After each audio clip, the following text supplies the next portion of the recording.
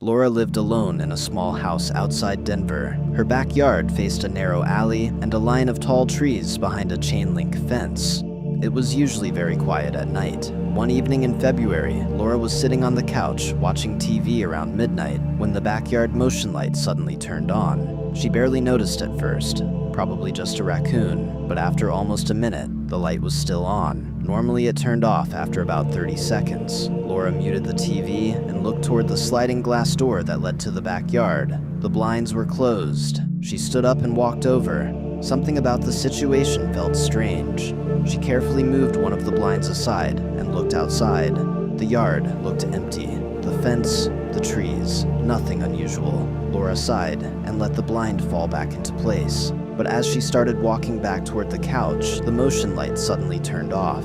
The yard went dark again. She sat back down and continued watching TV. About 15 minutes later, the motion light turned on again. This time, it startled her. She immediately looked toward the glass door.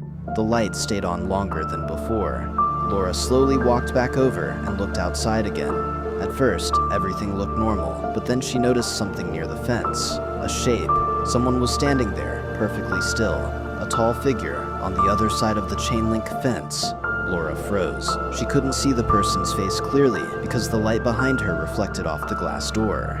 But she could see their silhouette. They weren't moving, they were just standing there, facing the house. Laura slowly stepped away from the door and grabbed her phone. Before she could dial anyone, the motion light turned off again. The yard fell completely dark. Laura stood there in silence for a moment. Then she heard something outside, the sound of the fence rattling.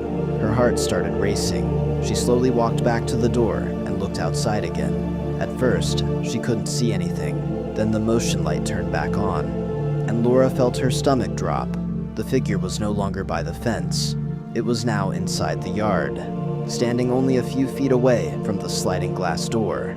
The person wasn't moving, their head slowly tilted to the side, as if they were studying her. Laura stumbled backward and ran to grab her phone. Just as she did, the motion light shut off again. The backyard went completely dark. A few seconds later, her phone buzzed.